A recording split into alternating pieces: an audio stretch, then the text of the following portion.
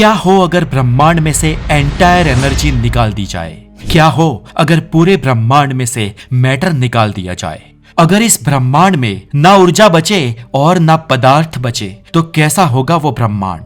हमारे ब्रह्मांड को हम पदार्थ और ऊर्जा के जटिल जाल के रूप में जानते हैं। ग्रह, तारे, निहारिकाएं, आकाशगंगाएं, जीवन या ब्रह्मांड में आप जो कुछ भी देख सकते हैं वो सब कुछ ऊर्जा के ही विभिन्न रूपों और परस्पर क्रिया करने वाले पदार्थ से मिलकर बना है। लेकिन क्या हो अगर इस ब्रह्मांड में से सब कुछ गायब हो जाए और बचा रहे सिर्फ स्पेस एंड टाइम? दोस्तों, आपको लगेगा कि ये कैसा सवाल पूछ रहे हैं हितेश भाई, इसलिए मुझे ये लगता है कि शायद ये वीडियो आपको थोड़ा सा दिमाग चकराने वाला लग सकता है, क्योंकि हमारी सारी समझ उसी से बनी है जिसे हम देख, महसूस और नाप सकते हैं।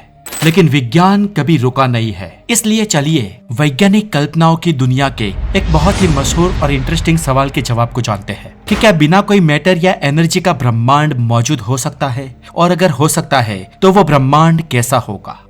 भले ही ये सवाल बहुत जटिल हो, लेकिन इस सवाल का भी साल 1935 में जवाब दिया गया था, और ये बताने वाले वैज्ञानिक का नाम था एडवर्ड आर्थर माइल। साल 1935 में एडवर्ड ने साइंटिफिक समीकरणों के आधार पर यह थियरी दी कि बिना एनर्जी और बिना मैटर का भी ब्रह्मांड संभवित है। ऐसा ब्रह्मांड भी संभव है जिसमें एनर्जी और मैटर ही ना हो, और इन दोनों का अभाव ओरिजिनल ब्रह्मांड में कभी खलेल भी नहीं पहुंचाएगा। लेकिन अगर पदार्थ और ऊर्जा के बिना ब्रह्मांड का कोई वजूद हो तो वो ब्रह्मांड कैसा होगा? विदाउट प्लेनेट, स्टार, अवकाशी पिंड, गैलेक्सी, सुपर क्लस्टर, या ये तो छोड़ दो, सूक्ष्म से सूक्ष्म पदार्थ भी जो इन सबको बनाता है वो ही ब्रह्मांड में मौजूद ना हो तो ब्रह्मांड कैसा होगा? अगर वेव, इलेक्ट्रोमैग्नेटिक्स, लाइट या ऊर्जा भी इस ब्रह्मांड में ना हो तो उस ब्रह्मांड का वजूद कैसा होगा? तो दोस्तों, एडवर्ड का कहना है कि ऐसा ब्रह्मांड एक सुनसान, निर्चेतन और स्मशान के समान होगा। पदार्थ नहीं होगा, एनर्जी नहीं होगी, इसलिए फोटोन का कण भी नहीं होगा, और ऐसे ब्रह्मांड में चारों ओर घनघोर अंधेरा होगा। साउंड भी नहीं होगा, इसलिए चारों ओर सन्नाटा भी होगा। इस ब्रह्मांड में गुरुत्वाकर्षण भी नहीं होगा, क्योंकि मैटर यानी कि पदार्थ मास मतलब कि द्रव्यमान रखता है, और ये द्रव्यमान ही ग्रेविटी को पैदा करता है, और इसलिए बिना पदार्थ के ग्रेविटी यानी कि गुरुत्वाकर्षण बल का भी कोई वजूद नहीं होगा। और एडवर्ड आर्थर मिल ने जिस एम्प्टी ब्रह्मांड की कल्पना की उसे उन्होंने मिलन यूनिवर्स कहा। एडवर्ड ने अपनी बात समझाते हुए एल्बर्ट आइंस्टाइन की स्पेशल और जनरल थियरी ऑफ रिलेटिविटी का भी सहारा लिया था। उन्होंने कहा था कि एल्बर्ट आइंस्टाइन ने हमारे ब्रह्मांड की रचना के लिए स्पेस टाइम नाम के शब्द का जिक्र किया था, और कहा था कि हमारे 3D स्पेस के तीनों डायमेंशन के साथ टाइम बुना हुआ है। एल्बर्ट आइंस्टाइन के इसी मुद्दे को एडवर्ड ने केंद्र में रखा, और इसके बाद एडवर्ड आर्थर ने अपनी बात बताते हुए कहा कि स्पेस स्पेस है और टाइम टाइम है, और ऊर्जा यानी कि एनर्जी और पदार्थ यानी कि मैटर इस स्पेस टाइम के नाट्य मंच पर सिर्फ कलाकार है, और जब ये कलाकार चले जाए तब मंच वही का वही, वैसे का वैसा रहता है। और एडवर्ड ने कहा कि इसी छोटी सी बात का फर्क है एल्बर्ट आइंस्टाइन की और मेरी थियरी में।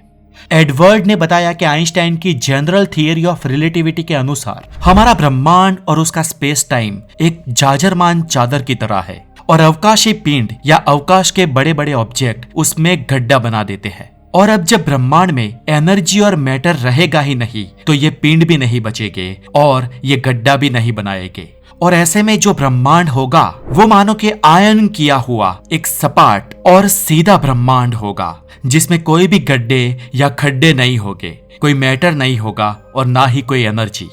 ब्रह्मांड मानो एक एम्प्टी स्पेस होगा।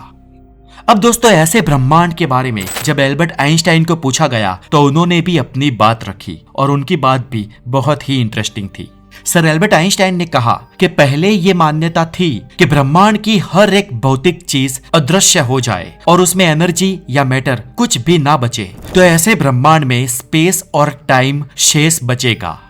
लेकिन सच्चाई ये है कि सापेक्षवाद हमें ये कहता है कि उन चीजों के साथ स्पेस और टाइम भी खत्म हो जाएगा। जी हाँ, सर एल्बर्ट आइंस्टाइन ने कहा कि अगर ब्रह्मांड में से मैटर और एनर्जी गायब हो जाती है तो स्पेस और टाइम का भी कोई वजूद, कोई अस्तित्व नहीं बचेगा। सर एल्बर्ट आइंस्टाइन के इस मंतव्य के बाद उस वक्त के वैज्ञानिकों में खलबली मच गई। दोनों में से किसका पक्ष सही माना जाए, एडवर्ड मिल्ड का या सर एल्बर्ट आइंस्टाइन का? सापेक्षवाद के प्रणेता सर एल्बर्ट आइंस्टाइन की प्रतिष्ठा देखते हुए कुछ वैज्ञानिकों का मन उस समय ये मानने लगा कि एडवर्ड मेल हाथी को कंकर मारने की चेष्टा कर बैठे हैं।